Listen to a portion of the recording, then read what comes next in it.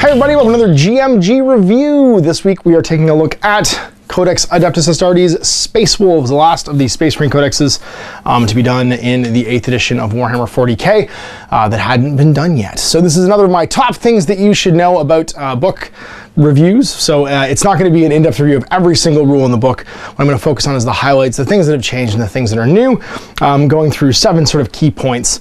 And of course, I'll take any sort of specific questions in the comments below. So we're going to get started with what's new and what's not new. So what's gone? Because there are a few things that aren't in this book. And there are a few things, or sorry, one thing, and some sort of renamed things that are in the book. So we'll start with the bad news. The bad news is there are 3 units that are no longer, so actually 4 units, I caught another one, that are no longer in the Space Wolf Codex.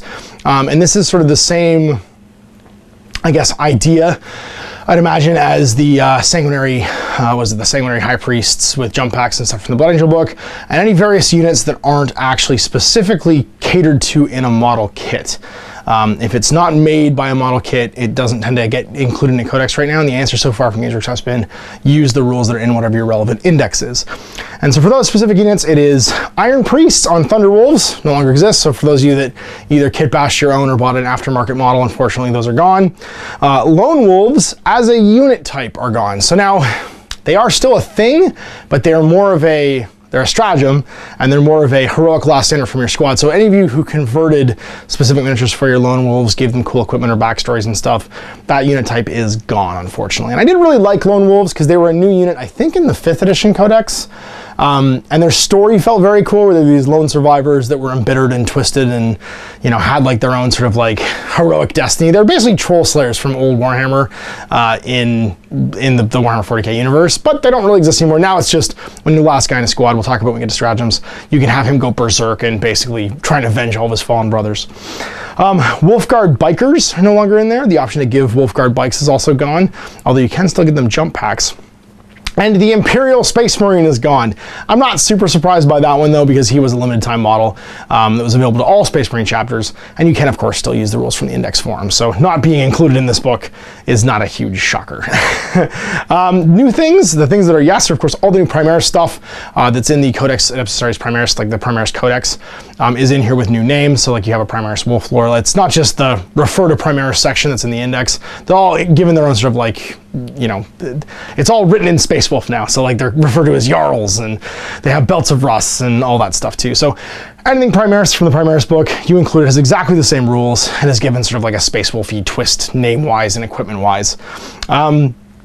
Which is nice. And then of course the Stormhawk Interceptor, which I looked in the index and it was not available previously, is now available and in this book. So you do get a new flyer on top of the Stormfang and the Stormwolf gunships, of course, which were the Space Wolf specific airplanes, which I still need to get. I don't have those, but they're $100 each, so that's why I don't have those. They're the one thing you won't see in my Let's Play right now for this army, or the battle report today for this army, is because I don't have those units yet. I need to get them painted up.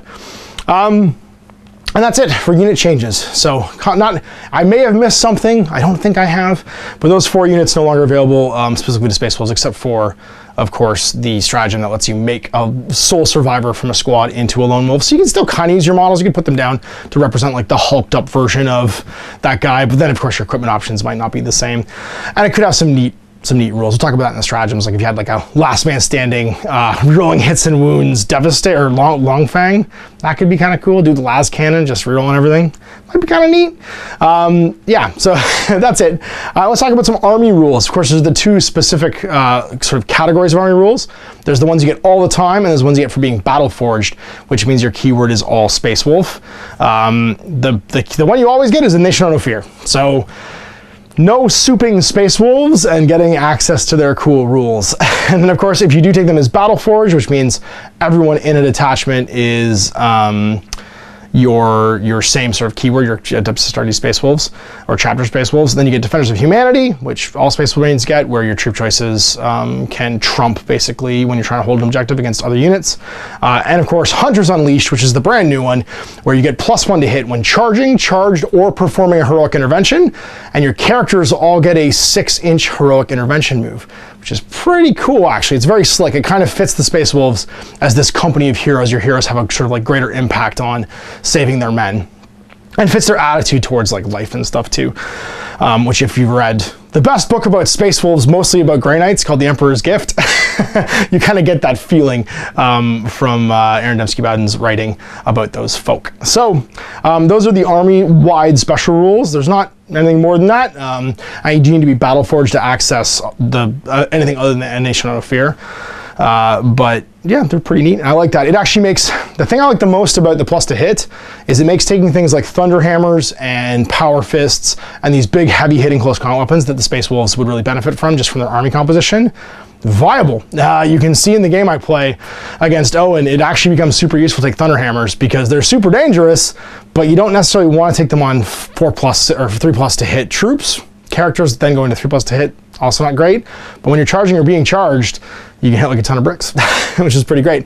And it also means you can get full natural aura rerolls too from guys like Logan, where your 3s might miss if you're minus to hit, you're at a penalty to hit, but you can't reroll them.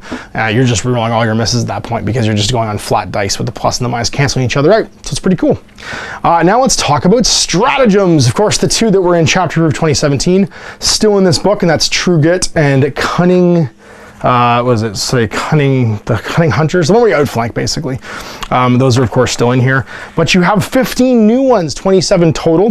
When I say that there's only 15 new ones, what I'm referring to the fact is that a whole bunch of these, 1, 2, 3, 4, 5, 10 actually, of these are copies from the Adeptus Astartes Codex. So the ones that the Space Marines all have, things like flak missiles, kill shot, orbital bombardment, Wisdom of the Ancients for your Dreadnought, Trophies of Fenris, which is just the unlock relics 1 or 3/1.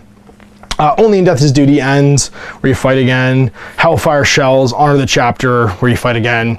Data like Telemetry and Linebreaker Bombardment are all just duplicated in this book. So overall, there's 15 sort of Space Wolf specific ones that we haven't already seen.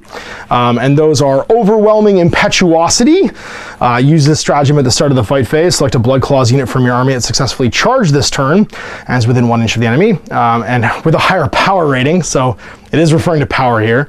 You can reroll failed hit rolls for the Blood Claws targeting that unit. So it's kind of cool. You spend a CP and your Blood Claws just laugh in the face of like whatever terrifying thing they're fighting and get to reroll to hit it, which is very Space Wolfy. There's 3 CPs for Cloaked by the Storm. I love this stratagem. I wish it wasn't 3 CPs. Use this stratagem in your Psychic phase. Choose a Rune Priest from your army that successfully manifested a Psychic power. Your opponent must subtract -1 from all hit rolls for ranged attacks that target friendly Space Wolves within 6 of this model until the beginning of your next Psychic phase. So awesome, you get a -1 hit buff, but even running like double battalion, 3 CPs is steep. That can be a whole lot of your CPs in a turn, and there is nothing in this book that lets you recycle CPs. There's no 5+ get a CP back. None of that. So you're running on limited CPs unless of course you ally and guard and do the usual guard super cycling point stuff. There's Cunning of the Wolf. Oh no, sorry, that's the one that is the outflank one. That one's in chapter approved. Mentor's Guidance. Use this stratagem in your shooting phase or in the fight phase. Choose a Space Wolves character other than your Wolf Priest within 6 inches of a Wolf Priest from your army. You can reroll all failed wound rolls for that character in this phase. So kind of neat. Again, you have to double down characters and stuff.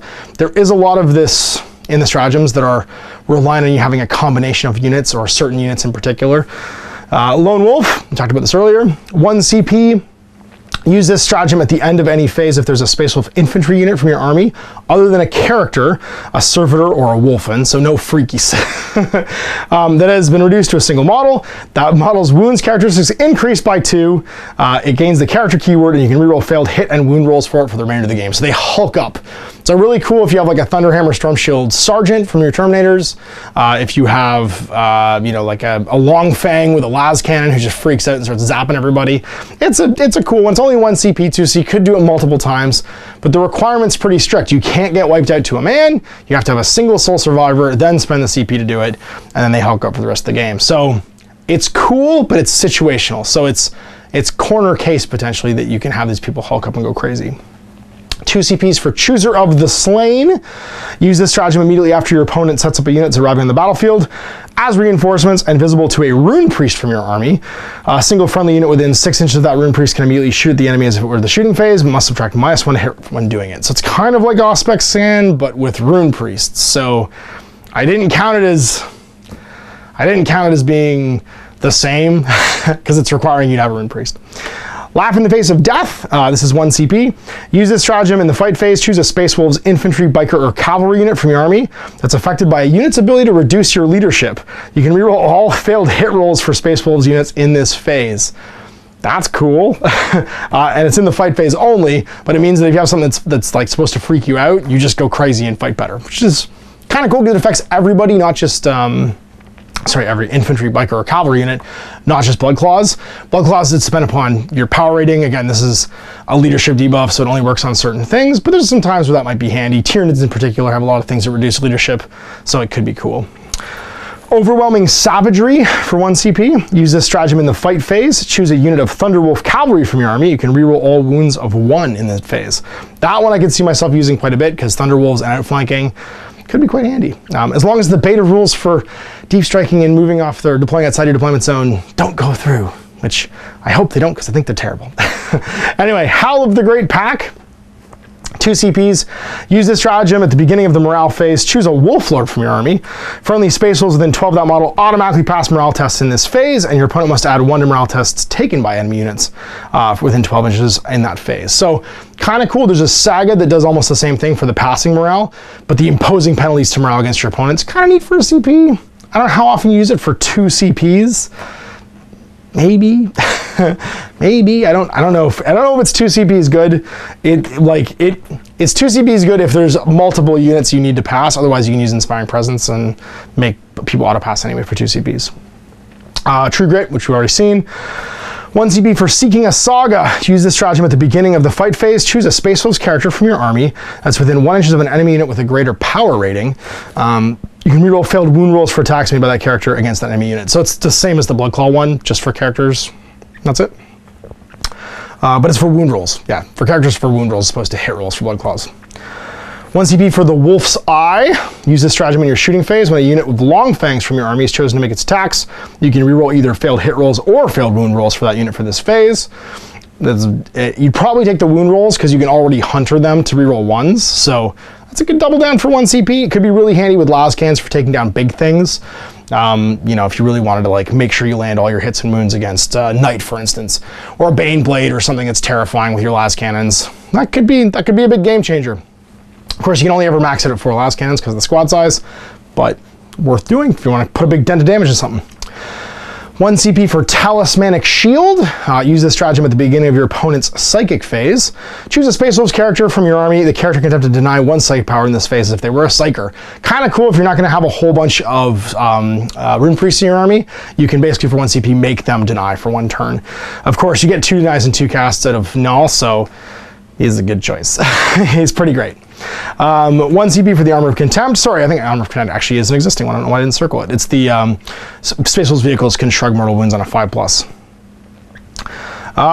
You've got a Living Storm for 1 CP.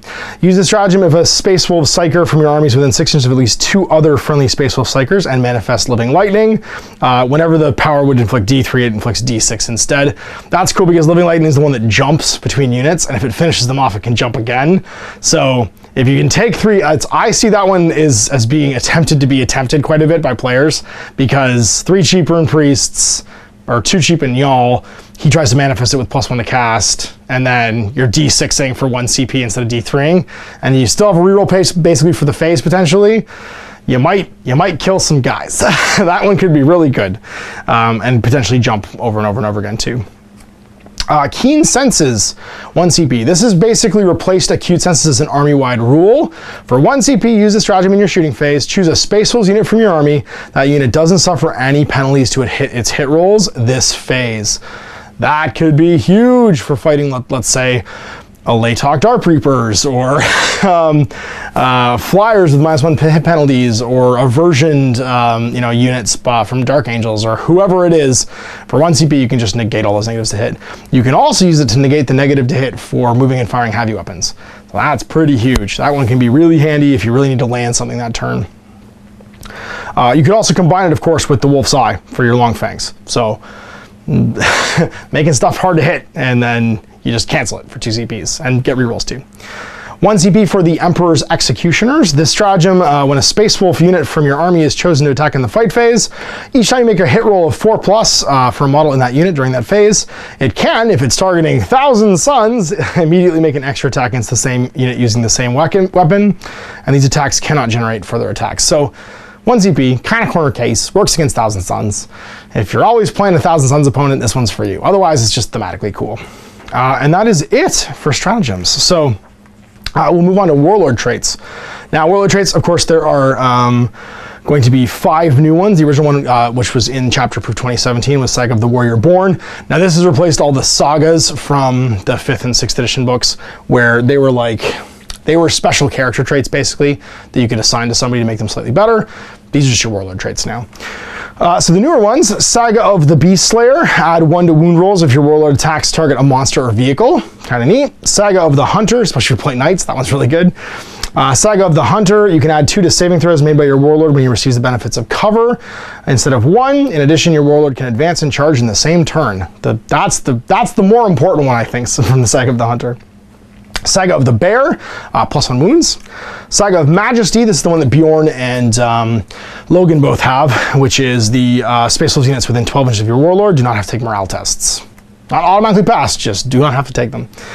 Saga of the Wolfkin, your Warlord and models in any friendly units of Wolfen, Space Wolf Beasts, and Space Wolf's cavalry units within 6 inches of him, when they're chosen to fight in the fight phase, can make 1 additional attack on the turn in which they make a successful charge. In addition, you do not need to take morale tests for these units when they're within 6 inches of your Warlord, so your pack leader, basically. Cool for someone like Canis, who I believe actually has that one. Yep, Saga of the Wolfkin, makes sense. And then, of course, your named characters all come with fixed traits. So, Arjak has Saga of the Bear for +1 wound. I think it's already included in his profile. Bjorn the Fellhanded has Saga of Majesty. It might not be, though. Canis Wolfborn, Saga of the Wolfkin. Harold Deathwolf, Saga of the Wolfkin. Makes sense, they're both riding Thunder Wolves. Krom has Saga of the Warrior Born. Logan has Majesty. Njal has Majesty. Ragnar has Warrior Born. And Ulrich has Saga of the Beast Slayer. And those are your Warlord traits. So let's talk about relics. There are, of course, 5 new relics, only 6 total in the book. It doesn't feel like that many, but then again, I'm used to playing my Knights where I have like a bajillion relics to choose from and houses and stuff.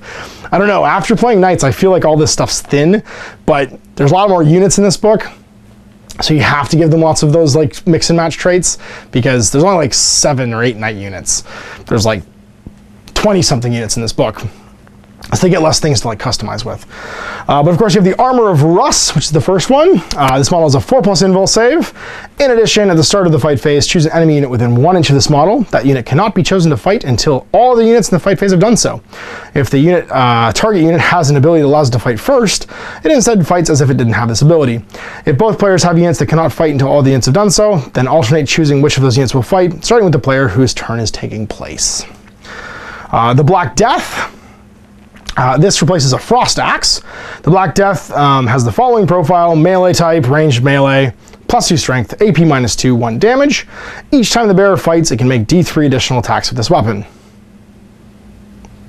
Okay. So +D3 attack Frost Axe with slightly better stats. +2 damage, or +2 strength and -2 save. The Helm of Durfast, you can reroll failed hit rolls for this model's range attacks. In addition, enemy units never gain any bonus to their saving throws for being in cover from this model. I love it because it's a 2nd edition Space Wolf Codex item. I don't know who you'd give it to.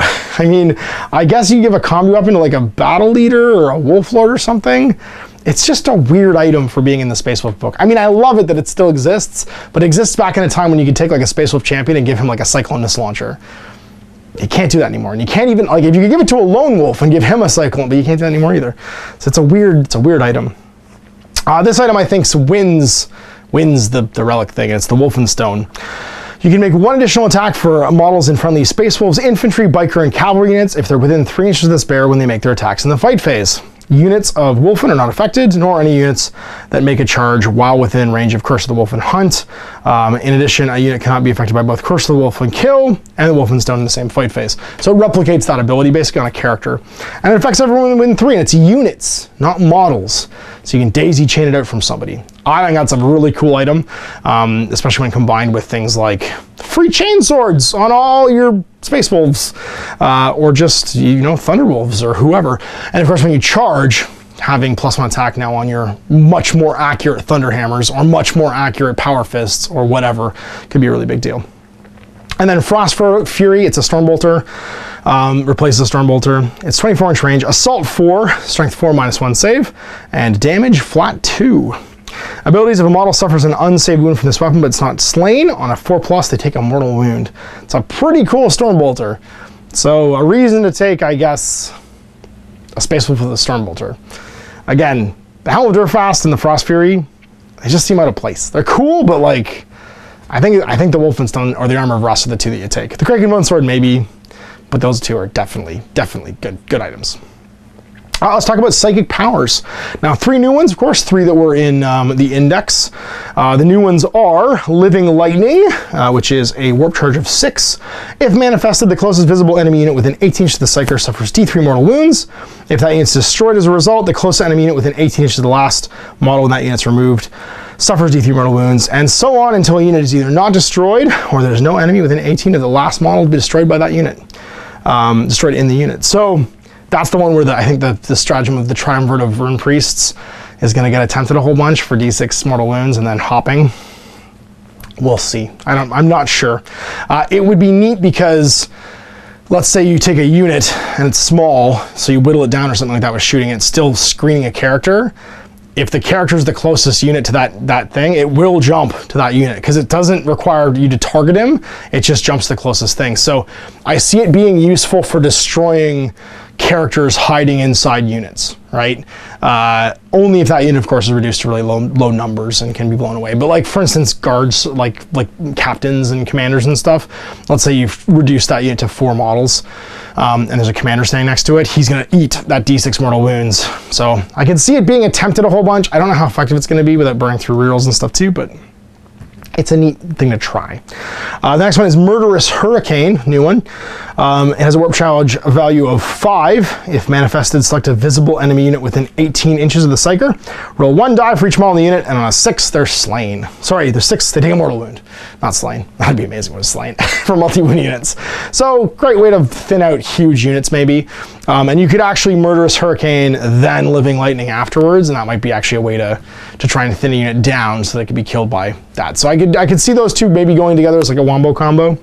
And the last but not least, Fury of the Wolf Spirits. I don't think this one's very necessarily good, but I love it thematically because you summon the psychic essence of Frecky and Gary, who are Leman Russ's wolves, to fight for you, and you gain a new melee weapon. It's on a warp charge of 7. And you gain the following weapon. It's a melee, strength 5, -3 AP, 1 damage. And the ability is after the Rune Priest makes his close combat attacks, you can attack with Frecky and Gary, make 6 additional attacks with this profile. So you get 6 strength 5, -3 AP, 1 damage attacks. It's not great. I mean, corner case, it might be cool if you get charged by someone, you need to like thin the ranks, but it feels cool. Like I almost want to that's the kind of thing where I think we need the endless spells from Age of Sigmar in 40k, because I would love for there to be something like that. I mean, I'm sure it's already in the works because it's so cool for Age of Sigmar. I would love to see some like endless manifested psychic powers, and summoning the spirits of Frecky and Gary are 100% the ones the Space Wolves would have if they're planning on doing that. Just 2 giant luminescent wolves like charging in and destroying stuff. And of course, the last thing to talk about is going to be points. Now, I'm not going to go through every single point and talk about what's changed, because that would take absolutely forever. This is Space Marines, there's a million units. You can assume that most of the point values are roughly the same as they are either in the current Codex or in the chapter approved, where things changed. Now, if you have any specific questions, just ask me in the comments about points. As I'm around, I'm obviously not going to be monitoring the video the whole time. I'll try and get to them. For the most part, I don't think they've changed very much. If it's something you're concerned about, of course, I'll talk to you about them. Chainswords being free was the first thing that popped out to me. And 2 big changes for things that I was using, that I tried, were, of course, the Venerable Dreadnought went down 5 points, losing his 3++. I'm not surprised he got a little bit cheaper, and Logan went down 20 points from 190 to 170, which I thought was pretty cool. And his on Storm Rider now is 190. I think that's how he went down by. I thought he was 190 before. I could be wrong. He could be exactly the same. But now looking at that, I'm not sure if what I looked at in the index was him on Storm Rider compared to him on foot or not. Pretty sure he's gone down. But if not, he's roughly the same points then. And those are really the highlights.